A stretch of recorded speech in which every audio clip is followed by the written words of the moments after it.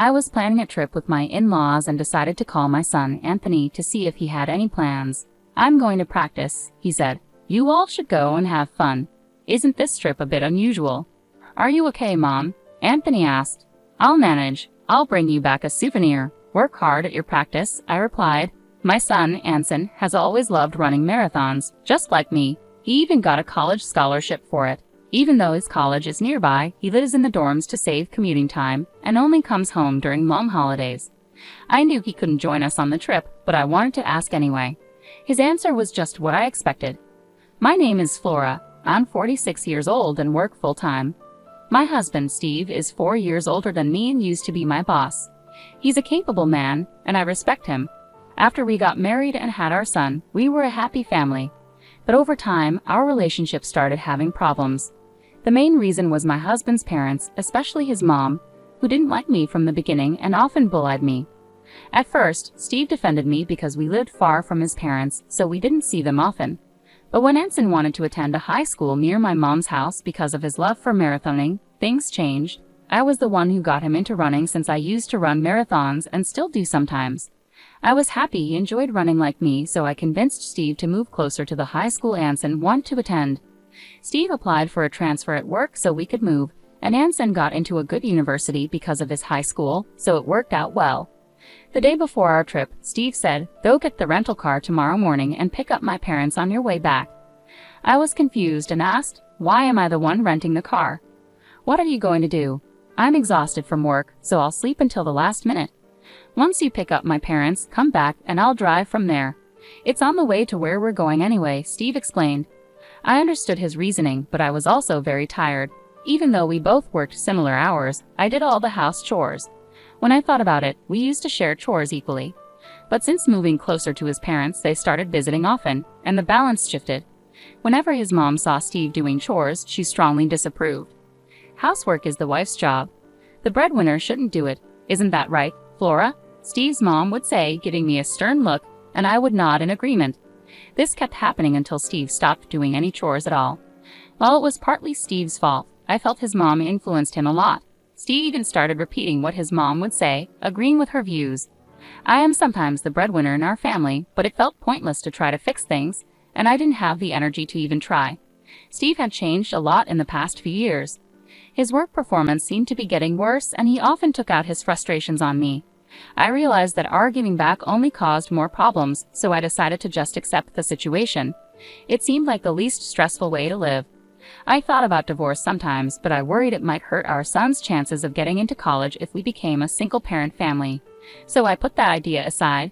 Instead, I started thinking of my husband more like a pet than a person, which surprisingly made me feel less stressed. Eventually, I realized that getting a divorce wasn't worth the effort, and that's how I ended up where I am today. I agreed to this trip because it was to a resort I really loved. I knew I could have a great time even if I ended up doing things alone. Honestly, I was ready to do separate activities from my in-laws and husband if necessary. Maybe they invited me mainly to drive, but since both my husband and father-in-law could drive, I figured it would be fine. I played along with the idea that our spoiled dog was being demanding again. My husband asked me to pick up the rental car, so I went to my in-laws' house. "Flora, you're late. Is this the car for today? You should have rented a bigger one," my mother-in-law said.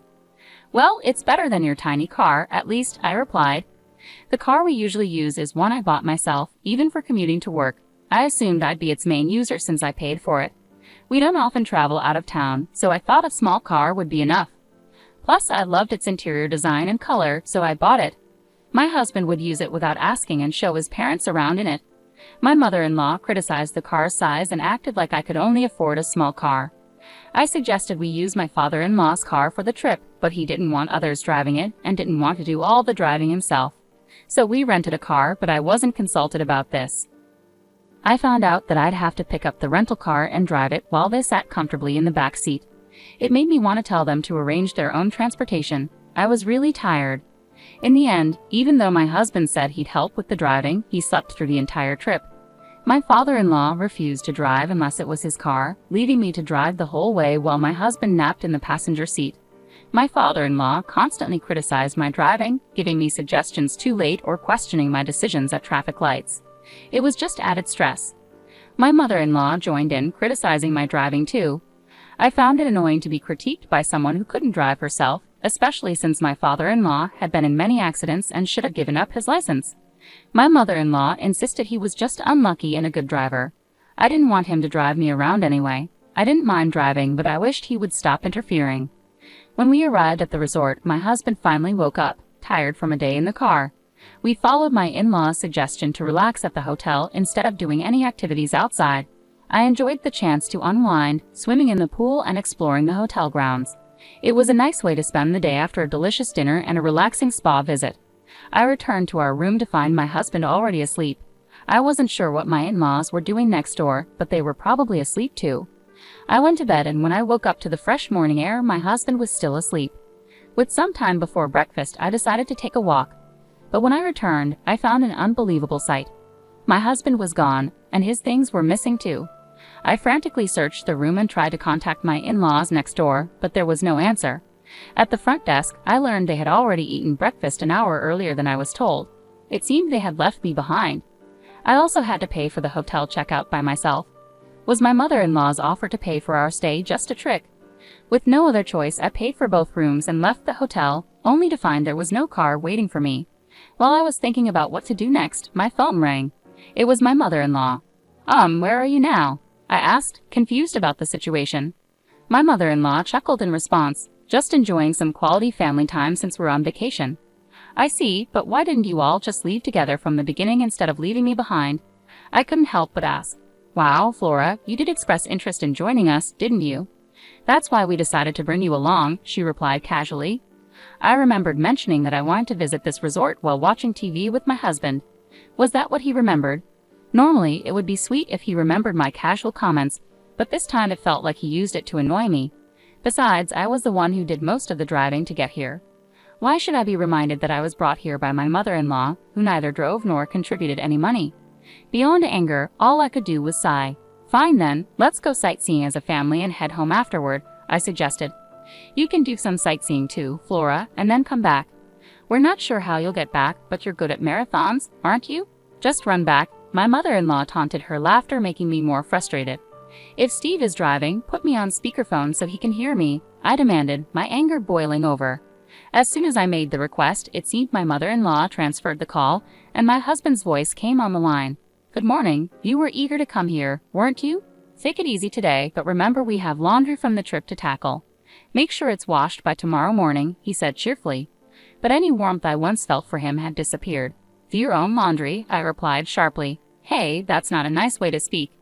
As the breadwinner, I'm advising you to relax today. You should be thanking me," he replied.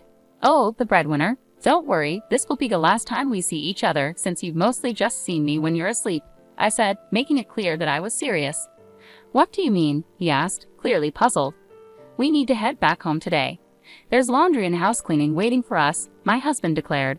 "Yeah, that's exactly why I'm not going back," I responded firmly. "What do you mean?" His voice quivered with uncertainty. "I'm filing for divorce. Remember 6 months ago when you told me you met your soulmate, your childhood friend, and you were planning to marry her? The one who moved back to your hometown after her divorce?" I reminded him, feeling the surge of emotion. About 6 months ago, I sensed something was wrong and confronted my husband. He confessed he had reconnected with his childhood friend and believed she was his true love. He wanted to divorce me and marry her to support her and her child as a single mother. He even gave me pre-filled divorce papers, but I couldn't bring myself to end our marriage. We didn't speak for days until he realized he needed my help with household chores. Eventually, he asked me to forget what he said, but I couldn't, so I started gathering evidence of his cheating. I wondered if Steve had planned this trip to try to win me over. This conversation happened about 3 months ago, shortly after I quit my job. As I shared my thoughts, I could hear the surprise in my in-laws' voices on the other end of the speakerphone. It seemed this was the first time they were hearing about their son's resignation. "I remember when you said you were leaving your job. I was worried about you finding a new one and disagreed with your reasons, didn't I?" I continued, recalling the exchange. "You were confident and assured me you'd find a new job quickly. Yet here we are, and you've only managed to secure a part-time position. I can't help but wonder when you'll find something more stable." As Steve remained silent while driving, I took the chance to share my thoughts.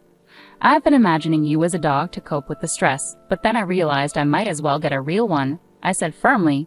"So I'll be filing the divorce papers. Enjoy your family vacation." My in-laws were shocked, and my husband tried to say something, but I hung up the call without a second thought.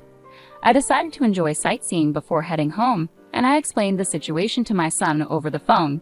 His response was simple. "I told you so." While his reaction was expected, it felt a bit lighter than I anticipated, given that he already knew what was going on. When I returned from the trip, I didn't go back home. Instead, I put my sons and my belongings in a self-storage unit, just in case. With only the essentials, I went to a real estate agency. The sales representative, who I had become friendly with and shared drinks with a few times, greeted me warmly. She was from my generation, so she was easy to talk to. Over drinks, I had told her about my husband and in-laws and asked her to let me know if any properties became available.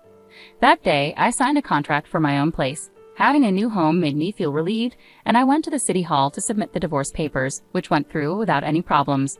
Finally, I returned the many calls my ex-husband had made.